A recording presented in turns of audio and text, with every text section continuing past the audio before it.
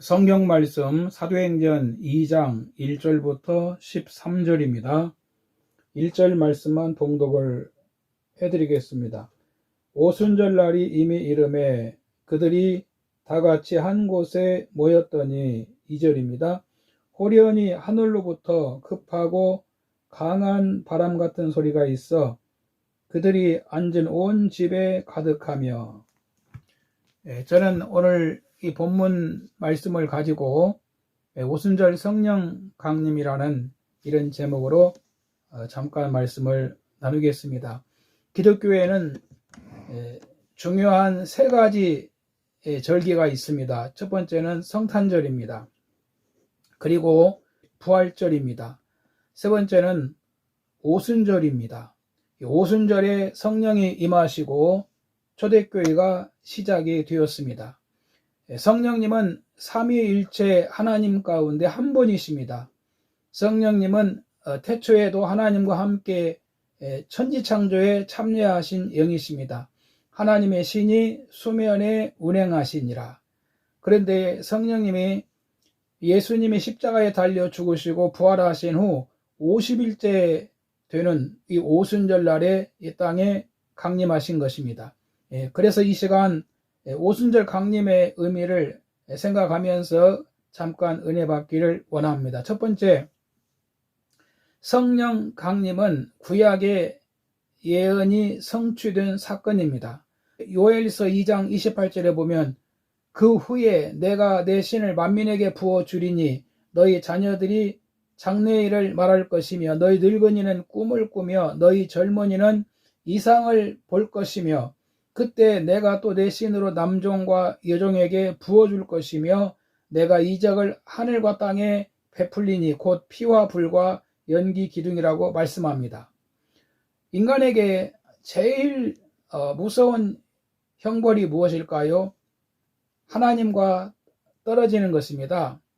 창세기 4장에 보면은 하나님이 가인에게 벌을 내리십니다. 하나님이 가인에게 이 두 가지 벌을 내리시는데 하나는 네가 밭을 갈아도 땅에 다시는 그 효력을 내게 주지 아니할 것이요 라는 것이고, 또 하나는 하나님을 볼 수 없게 하신 벌입니다. 이것을 유기라고 합니다.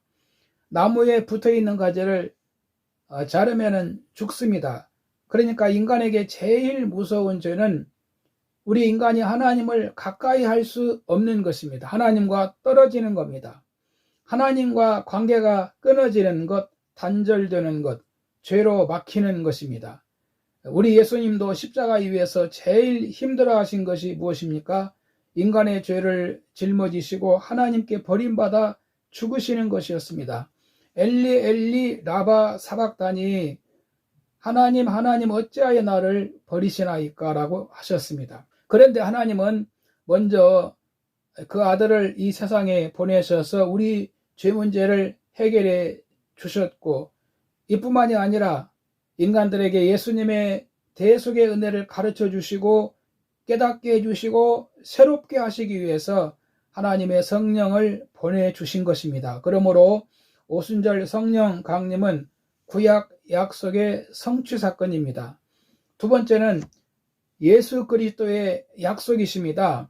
예수님이 십자가에 돌아가실 것이라고 말씀하시자 제자들이 근심을 했습니다. 예수님은 근심하는 제자들에게 성령님을 보내겠다고 말씀하십니다. 요한복음 14장 16절에 보면 내가 아버지께 구하겠으니 그가 또 다른 보혜사를 너희에게 주사 영원토록 너희와 함께 있게 하시리니. 내가 아버지께 구하겠으니, 예수님이 하나님 아버지께 구하겠으니라고 말씀하십니다. 예수님이 하나님 아버지께 어떻게 구하셨을까요? 아버지, 내가 저들의 죄를 담당했습니다. 길을 열었습니다. 나를 사랑하는 자들에게, 나를 믿는 자들에게 성령을 보내주십시오라고 기도하지 않으셨을까요? 여기 이 보혜사라는 단어는 헬라 말로 파라클레토스라고 합니다. 즉 하나님께로부터 보내심을 받아서 우리를 돕기 위해서 항상 우리 곁에 계신 분이라는 뜻입니다. 그런데 다른 보혜사라고 말씀하셨죠. 성령님을 다른 보혜사라고 말씀하신 것입니다. 이 다르다라고 하는 말에도 두 가지 뜻이 있는데, 하나는 알로스라는 말과 또 하나는 헤테로스라는 말이 있습니다. 알로스는 똑같은 것 중에 다른 것을 말합니다. 같은 것 중에 다른 것이 알로스입니다. 그러나 헤테로스는 전혀 성질이 다른 것을 말합니다. 예수님이 다른 보혜사를 보내시겠다고 하실 때 알로스라는 말을 쓰셨습니다. 예수님이 자신과 똑같은 다른 보혜사를 보내시겠다고 말씀하신 것입니다. 예수님이 부활하신 후에도 제자들에게 찾아오셔서 요한복음 20장 21절에 보면은 너희에게 평강이 있을지어다. 아버지께서 나를 보내신 것 같이 나도 너희를 보내노라 이 말씀을 하시고 그들을 향하여 숨을 내쉬며 이르시되 성령을 받으라라고 말씀하십니다. 이뿐만이 아니라 예수님이 제자들 곁을 떠나 승천하시기 전에도 예수님은 그때도 마지막으로 무슨 말씀을 하십니까? 사도행전 1장 4절에 보면 예루살렘을 떠나지 말고 내게 들은 바 아버지의 약속하신 것을 기다리라. 요한은 물로 세례를 베풀었지만 너희는 몇 날이 못 되어 성령으로 세례를 받으리라. 이렇게 성령 강림은 예수님께서도 직접 약속하신 말씀입니다. 오순절 성령 강림은 예수님이 약속하신 사건이라는 겁니다. 세 번째는 성령이 오신 이유입니다. 자식을 내가 겉만 낳았지 속도 낳았냐고 하는 말이 있지요. 말 안 듣는 자식에게 하는 말입니다. 내적인 변화가 있어야 한다는 겁니다. 그래서 교육이나 훈련을 합니다. 좋은 환경을 만들어주면 자녀들은 방에서 컴퓨터 게임이나 하고 분량 만화나 본다든지 또 친구들에게 전화나 하고 있고 이 상황에 맞지 않게 행동하는 경우가 있죠. 그래서 부모가 자녀들을 과외선생도 붙이고 학원에도 보내지 않습니까? 성령님이 오신 이유도 마찬가지입니다.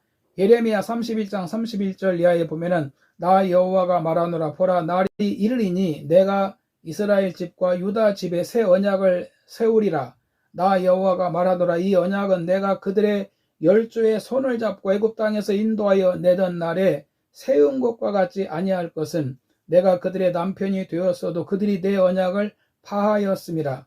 나 여호와가 말하노라 그러나 그날 후에 내가 이스라엘 집에 세울 언약은 이러하니 곧 내가 나의 법을 그들의 속에 두며 그 마음에 기록하여 나는 그들의 하나님이 되고 그들은 내 백성이 될 것이라.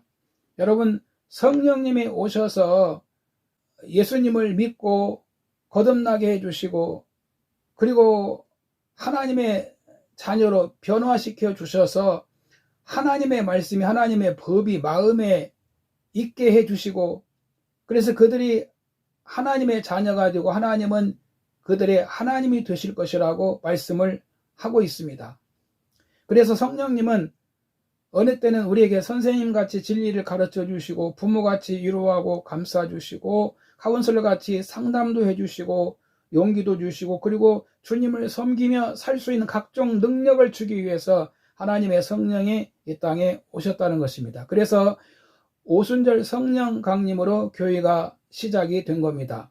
오순절 성령 강림은 교회의 생일이라고 말할 수 있습니다. 결론입니다. 여러분 하나님께서 약속하신 성령님은 오순절에 이미 강림하셔서 우리 가운데 내주에 계십니다. 그러나 지금도 우리에게 더욱 성령 충만을 소원하십니다. 여러분은 성령으로 충만한 삶을 살고 계십니까? 죄가 무엇인지 알고 예수님을 제대로 구주로 믿고 있습니까? 예수님이 나의 생명이라고 믿습니까? 주의 말씀이 진리이기 때문에 말씀을 순종하며 삽니까? 복음의 그 영광과 기쁨을 압니까? 전도하고 싶습니까? 천국의 소망을 가지고 있습니까? 하나님의 성령이 우리에게 오셔서 이 같은 일들을 해주신다는 것입니다. 오늘은 성령 강림 주일입니다.